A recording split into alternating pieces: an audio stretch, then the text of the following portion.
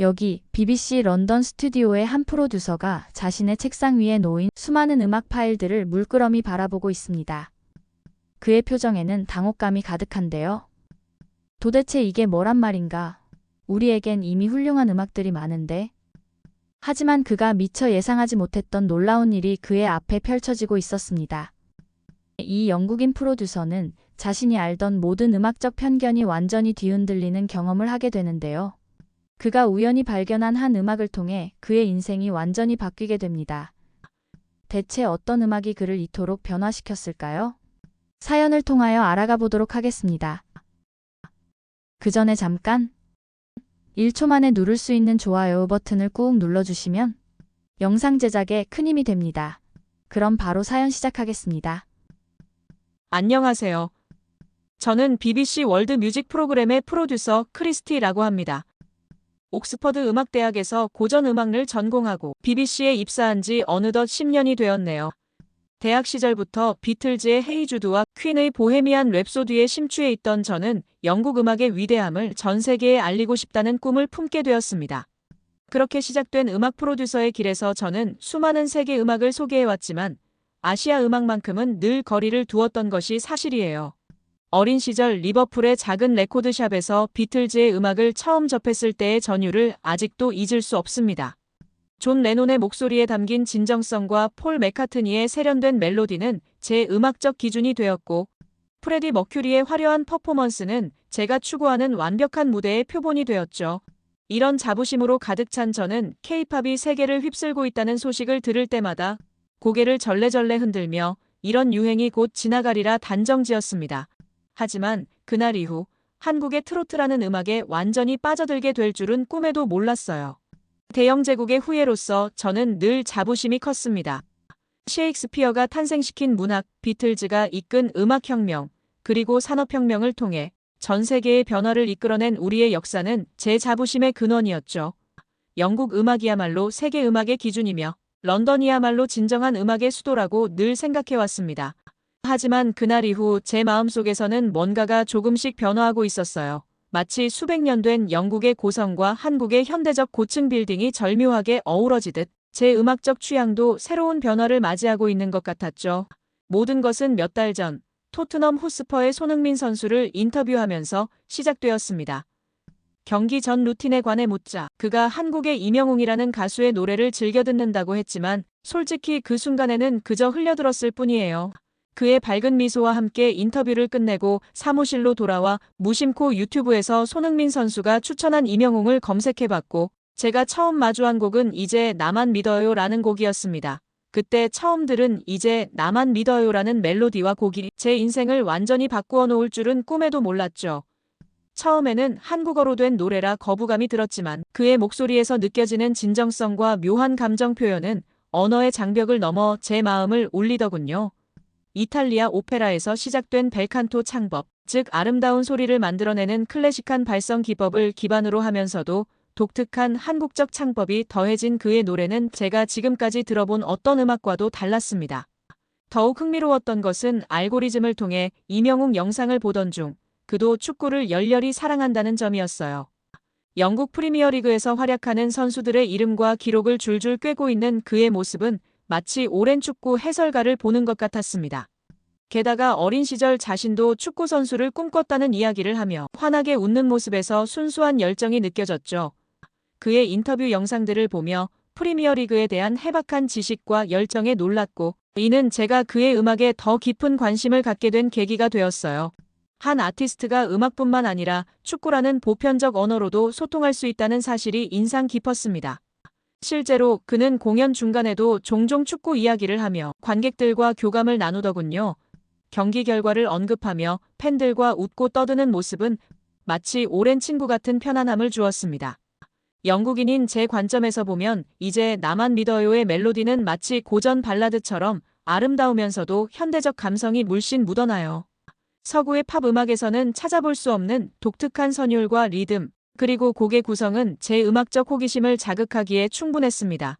비록 가사의 의미는 알 수 없었지만 그의 목소리에 담긴 감정만으로도 충분히 이야기가 전달되었고 이렇게 시작된 저의 트로트 탐구는 점차 깊어져 갔어요. 유튜브에서 이제 나만 믿어요 한국을 듣고 난 후 자연스럽게 우리들의 블루스, 사랑은 늘 도망가로 이어지더니 어느새 제 유튜브 추천 영상은 온통 한국 노래들로 가득 차 있었습니다. 처음에는 이런 알고리즘이 못마땅했지만 한 곡 들을 때마다 새로운 매력을 발견하게 되니 이제는 오히려 반갑게 느껴졌어요. 한국의 대중음악사에서 트로트가 차지하는 의미와 그 진화 과정을 알아가면서 제가 얼마나 편협한 시각으로 음악을 바라보고 있었는지 깨닫게 되었어요. 한국전쟁 이후에 격동기를 거치며 트로트가 어떻게 서민들의 애환을 달래주었는지, 그리고 지금까지도 세대를 아우르는 사랑을 받고 있다는 사실이 무척 흥미로웠습니다. 이제는 매일 아침 출근길 런던의 지하철에서 이명웅의 노래를 듣는 것이 일상이 되었어요. 영국 음악만이 최고라 여기던 제가 한국의 대중가요를 흥얼거리고 있다니 스스로도 믿기지 않을 때가 있습니다. 출퇴근길에 마주치는 동료들은 제가 무슨 노래를 듣고 있는지 궁금해하겠지만 이제는 그들의 시선도 전혀 신경 쓰이지 않아요. 오히려 언젠가 제 라디오 프로그램에서 이 음악들을 소개하고 싶다는 생각까지 하게 되었네요. 그렇게 이명웅의 노래를 찾아 듣다 보니 유튜브 알고리즘은 어느새 나훈아라는 거장을 제게 소개해 주었어요. 처음 테스형이라는 곡의 무대 영상을 보는 순간 마치 뇌리를 강타당한 듯한 충격이 밀려왔습니다. 70대의 나이에도 무대를 압도하는 카리스마와 흔들림 없는 가창력은 그동안 제가 알던 어떤 퍼포먼스와도 달랐어요. 영국의 전설적인 밴드들을 수없이 접해왔지만 나훈아의 무대는 완전히 새로운 차원의 예술이었습니다. 한 곡을 들을 때마다 그의 음악에 더욱 깊이 빠져들게 되었어요. 가사를 이해하기 위해 한국어 자막을 찾아보며 밤을 지새우는 일이 잦아졌습니다. 그의 노래는 단순한 멜로디가 아닌 깊은 인생의 철학이 담겨 있었어요. 무시로의 서정적인 멜로디와 고향역의 애절한 가사는 언어의 장벽을 넘어 제 마음을 울렸고, 영국에서나 볼 수 있을 법한 완벽한 무대 매너와 관객과의 교감은 그가 진정한 아티스트임을 보여주는 증거였습니다. 라이브 영상을 찾아보며 알게 된 사실은 그의 공연이 단순한 음악 공연을 넘어선다는 점이었는데요. 때로는 관객들과 함께 웃고 울며 삶의 이야기를 나누는 모습이 마치 한 편의 다큐멘터리를 보는 듯 했습니다. 이런 진정성 있는 소통이야말로 50년이 넘는 세월 동안 그가 최고의 자리를 지킬 수 있었던 비결이 아닐까 하는 생각이 들었어요. 더욱 놀라웠던 건 그의 음악 여정이었는데 1968년 데뷔 이후 50년이 넘는 세월 동안 한 번도 자리를 내주지 않은 최정상의 자리, 수천 회에 달하는 공연과 수백 곡의 메가 히트곡은 제가 알던 서구의 어떤 뮤지션과도 비교할 수 없는 기록이었습니다. 처음 접한 홍시라는 노래는 제 영혼을 뒤흔들어 놓았는데 영어로 번역된 가사를 보며 깨달았습니다. 생각이 난다. 홍시가 열리면 울엄마가 생각이 난다. 그리워진다. 홍시가 열리면 울엄가가 그리워진다. 의 메타포가 얼마나 아름다운지를 나훈아의 애절한 목소리가 전하는 그리움은 마치 셰익스피어의 소네트처럼 서정적이면서도 깊은 울림을 주었어요. 홍시의 가사를 더 깊이 이해하고 싶어 한국 음악 전문가들의 해석을 찾아보았습니다. 눈에 넣어도 아프지도 않겠다던 울엄마가 그리워진다라는 구절이 단순한 그리움을 넘어 한국인들의 정서인 한을 담고 있다는 사실에 또 한 번 감동을 받았어요. 서양 음악에서는 찾아볼 수 없는 이런 깊이 있는 감정의 표현이 제 음악적 시야를 더욱 넓혀주었습니다. BBC 아카이브를 뒤적이다 1970년대 한국 특집 프로그램에서 젊은 시절의 나훈아 영상을 발견했어요. 당시에도 이미 아시아의 엘비스라 불리며 최고의 인기를 누리고 있었다는 사실에 새삼 놀랐습니다. 시대마다 변화하는 그의 음악 스타일을 연구하면서 한국 현대사의 희로애락도 함께 배우게 되었죠. 매일 밤 나훈아의 노래를 들으며 한국어 가사의 의미를 하나하나 새기다 보니 어느새 저는 한국 음악의 진정한 팬이 되어 있었습니다. 가수이자 작사가, 작곡가로서 그가 남긴 음악적 유산은 실로 경이로웠어요. 1960년대의 로큰롤 스타일부터 1970년대의 전통 트로트, 1980년대의 현대적 편곡까지 장르를 넘나드는 그의 음악적 시도는 언제나 시대를 앞서가고 있었습니다. 그의 노래는 단순한 음악을 넘어 한 시대의 예술이었고 대중음악이면서도 예술성을 잃지 않은 완벽한 균형을 보여주었어요. 나훈아의 노래가 가진 힘은 시대를 초월한다는 점입니다. 서민들의 애환과 삶의 고달픔, 그리고 희망에 대한 메시지는 오늘날에도 여전히 유효해요. 그의 폭발적인 고음과 섬세한 감정 표현은 마치 오페라 아리아처럼 완벽한 예술성을 보여주었습니다. 서정적인 멜로디는 듣는 이의 마음을 편안하게 감싸주며 때로는 슬픔과 눈물을, 때로는 희망과 기쁨을 선사하며 깊은 감동을 주었어요. 나훈아의 음악 세계를 파고들수록 제 시야는 더욱 넓어졌습니다. 그의 노래에 담긴 서정성과 한의 정서는 서구의 어떤 음악에서도 찾아볼 수 없는 독특한 감성이었어요. 영국의 음악만을 고집하던 제가 이제는 매일 밤 나훈아의 노래를 들으며 잠이 드는 중독자가 되어버렸고, 이제는 그의 음악을 전 세계에 알리고 싶다는 새로운 꿈까지 생기게 되었어요. 나훈아의 음악 세계를 파고들수록 각 노래에 담긴 깊은 의미를 발견하게 되었죠. 울긴 왜 울어라는 곡을 처음 들었을 때는 단순히 경쾌한 멜로디의 트로트라고만 생각했습니다. 하지만 가사의 의미를 찾아보면서 이 노래가 얼마나 깊은 인생의 철학을 담고 있는지 깨닫게 되었어요. 어차피 인생이란 이별이 아니더냐, 연극이 아니더냐라는 구절은 마치 셰익스피어의 인생은 무대요. 우리는 배우일 뿐이라는 명언을 떠올리게 했습니다. 하지만 나훈아는 이 무거운 철학을 한 잔의 술과 익살스러운 웃음으로 풀어내며 오히려 더 깊은 위로를 전하고 있었어요. 한국의 음악평론가들의 해석을 찾아보니 이 노래가 단순한 트로트가 아닌 평범한 사람들의 고단함과 아픔을 위로하는 메시지였다는 걸 알게 되었습니다. 눈물의 이유가 무엇이든 사랑이든 이별이든 혹은 삶의 고단함이든 결국 그것도 인생의 한 부분이라는 달관의 메시지를 전하고 있었어요. 이런 깊이 있는 해석을 접하면서 나훈아의 음악성에 더욱 감탄하게 되었습니다. 대중음악이지만 철학적 깊이를 잃지 않고 서민적 정서이지만 예술성을 잃지 않는 절묘한 균형 감각이야말로 그가 50년 넘게 최고의 자리를 지킬 수 있었던 비결이었다는 생각이 들었어요. 그의 음악은 한국의 경계를 넘어 인류 보편적인 감동을 전할 수 있다고 확신이 들었습니다. 나훈아의 음악에 깊이 빠져들수록 더 체계적인 연구의 필요성을 느꼈어요. 10년간 넘게 일을 하면서 다양한 세계 음악을 다뤄왔지만 한국 트로트만큼 저를 강하게 사로잡은 장르는 없었습니다. 조금 더 찾아보기 위하여 런던 한국문화원 관계자에게 자료를 요청했을 때 그들은 놀라운 열정으로 저를 도와주었어요. 문화원의 소개로 런던에 거주하는 한국인 음악가들을 만나게 되었는데요. 한국 전통음악을 전공한 박사부터 현대 K-팝 작곡가까지 다양한 분야의 전문가들이 트로트의 역사와 특징을 설명해 주었어요. 그들의 이야기를 들으며 트로트가 단순한 대중음악이 아닌 한국의 근현대사와 함께 발전해온 독특한 장르라는 것을 깨달았습니다. 그리고 한국어 학습은 제게 또 다른 새로운 도전이었어요. 어릴 때부터 음악적 감각은 있었지만 언어 습득은 늘 어려웠습니다. 하지만 나훈아의 노래 가사를 이해하고 싶은 간절함이 저를 한국어 교실로 이끌었어요. 문화원의 한국어 강좌를 수강하며 매일 2시간씩 공부했고 한국어 학습 영상을 보며 점차 가사의 의미를 조금씩 이해할 수 있게 되었습니다.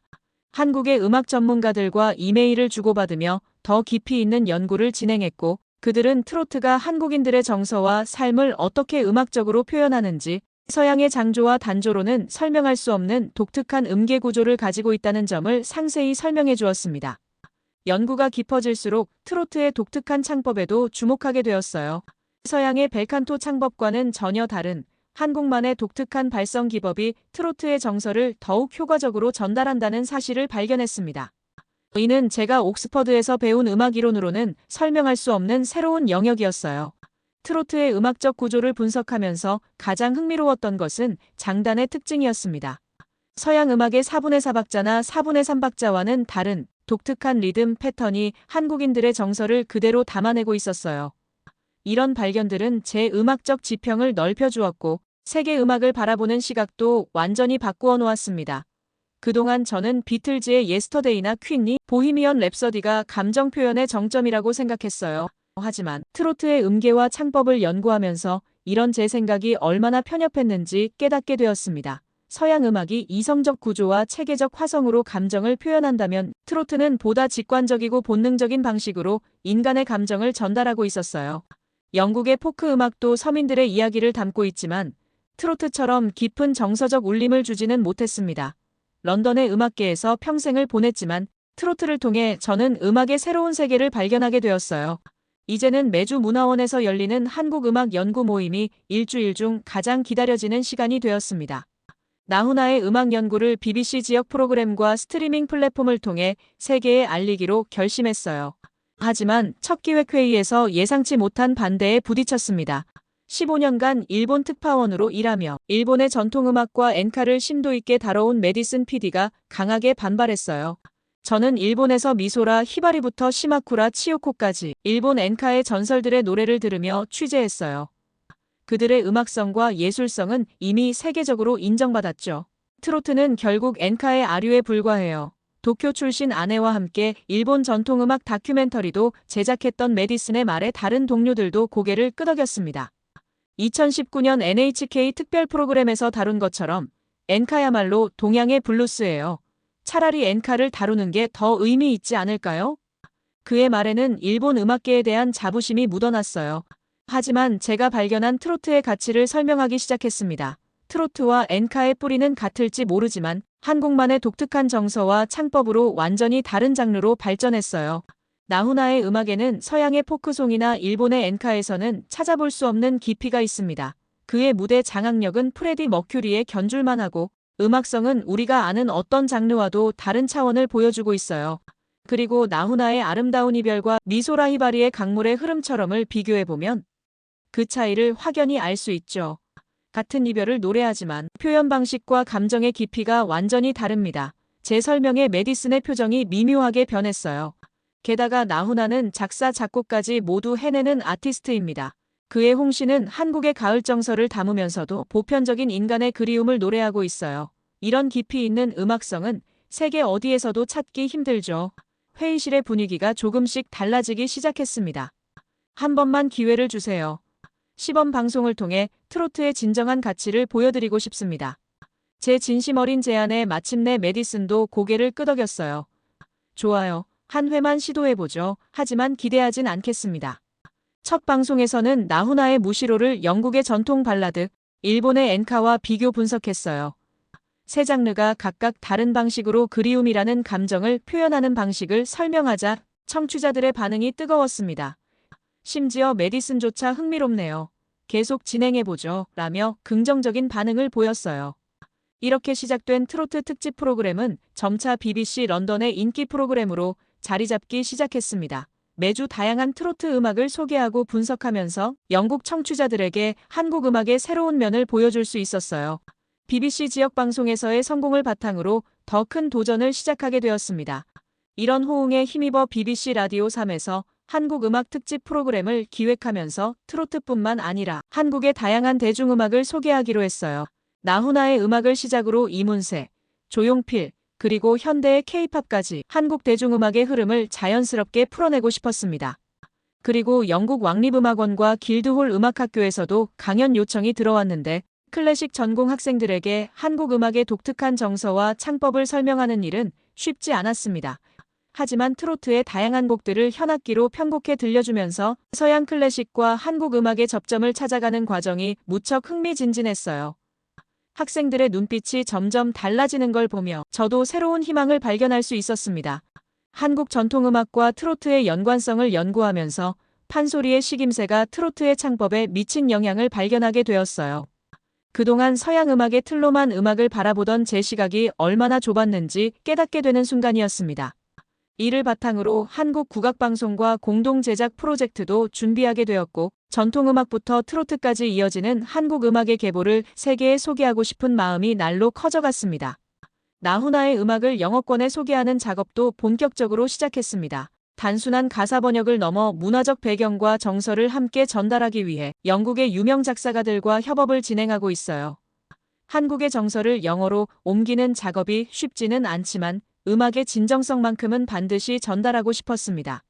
영국과 한국의 음악교류 행사도 기획 중인데요. 런던 심포니 오케스트라와 함께하는 한국가요 재해석 프로젝트를 준비하고 있습니다. 클래식 오케스트라의 웅장함과 한국 음악의 섬세한 감성이 만나면 어떤 시너지가 날지 무척 기대되어요. 로열 앨버트 홀의 웅장한 무대에서 한국 음악이 울려 퍼질 그날을 상상하면 지금도 가슴이 떨립니다. 후속 다큐멘터리 시리즈는 제 야심작이 될 것 같아요. 동아시아 음악의 혼트로트에서 K-팝까지라는 제목으로 한국 대중음악의 변천사를 다룰 예정입니다. 1930년대부터 현재까지 한국 음악이 걸어온 길을 영국의 시각으로 재조명하고 싶었어요. 음악을 통해 두 나라의 문화적 거리가 조금씩 좁혀지는 걸 보면서 제가 진정한 문화의 가교 역할을 하고 있다는 생각에 가슴이 뭉클해졌습니다. 음악은 국경도 언어의 장벽도 없다는 걸 이번 프로젝트를 통해 다시 한번 깨닫게 되었어요. 비록 작은 시작이지만 이런 작은 발걸음들이 언젠가는 커다란 변화를 만들어낼 거라 믿습니다. 한국 음악의 세계화를 꿈꾸며 여러 가지 프로젝트도 구상하고 있어요. 나훈아의 바보 같은 사나이와 밥 딜런의 노킹 온 헤븐스 도어를 비교 분석하는 특집 다큐멘터리를 기획 중인데 두 곡 모두 인생의 고독과 자존심을 노래하지만 서로 다른 문화적 배경에서 어떻게 표현되는지 보여주고 싶어요. 런던의 유명 재즈 클럽들과 협업하여 트로트 재즈 퓨전 공연도 준비하고 있습니다. 한국의 전통적인 음악들을 재즈로 재해석하는 과정에서 예상치 못한 색다른 매력이 발견될 것 같아서 제가 제안했습니다. 특히 소호의 젊은 뮤지션들은 한국 음악의 독특한 리듬과 선율에 깊은 관심을 보이며 자신들만의 방식으로 편곡을 시도하고 있는 모습에 괜히 뿌듯하더라고요. 처음에는 의구심에 눈초리를 보내던 동료 프로듀서들도 이제는 한국 음악의 가능성을 인정하기 시작했어요. 이런 실험적인 시도들이 양국의 음악 교류에 새로운 이정표가 되길 바라는 마음으로 매일 밤 늦게까지 작업을 이어가고 있습니다.